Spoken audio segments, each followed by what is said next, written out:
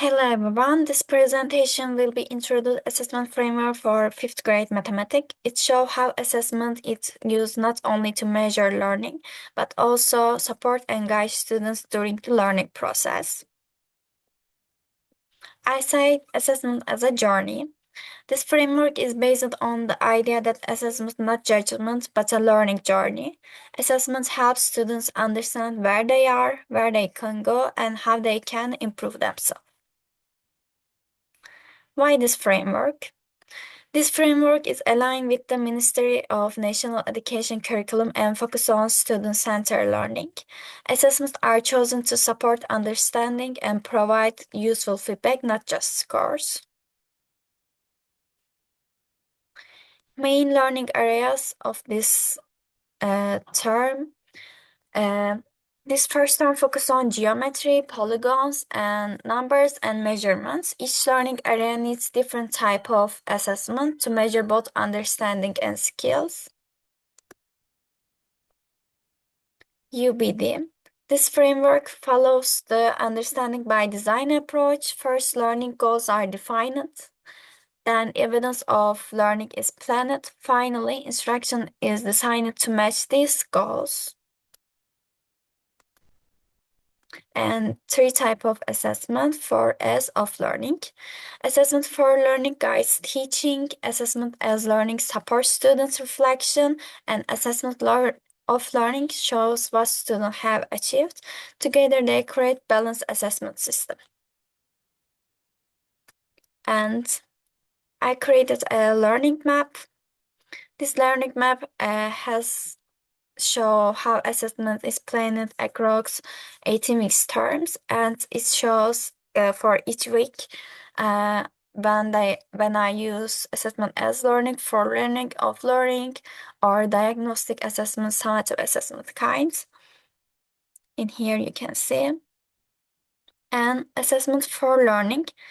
Assessment for learning focus on real-time feedback. Teachers observe students, make small changes, and support learning during the lesson, such as diagnostic assessment. In diagnostic assessment, teaching cannot begin without knowing the students. Diagnostic assessments help identify students' prior knowledge, misunderstanding, and read lines to learn. And a diagnostic example from my curriculum. The geometric tools matching task is used at the beginning of the unit. It's not graded and helps the teacher decide what to focus on during the instruction. You can see analyze type in here. And the second one is assessment as learning. Assessment as learning helps students think about their own learning. Through self-assessments, students become more aware of what they know and what they need to improve. And the third one is assessment of learning. Assessment of learning happens after instruction. It measures learning outcomes and it's mainly used for grading and reporting. And summative assessments is an example of assessment of learning. Summative performance task. In this framework, summative assessment is more than written task. Performance tasks ask students use mathematics in real life situation and show their thinking. You can see two examples from my work.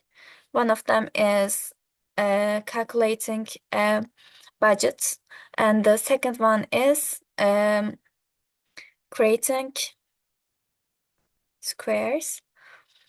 And this is a real life problem, for example, of summative assessment.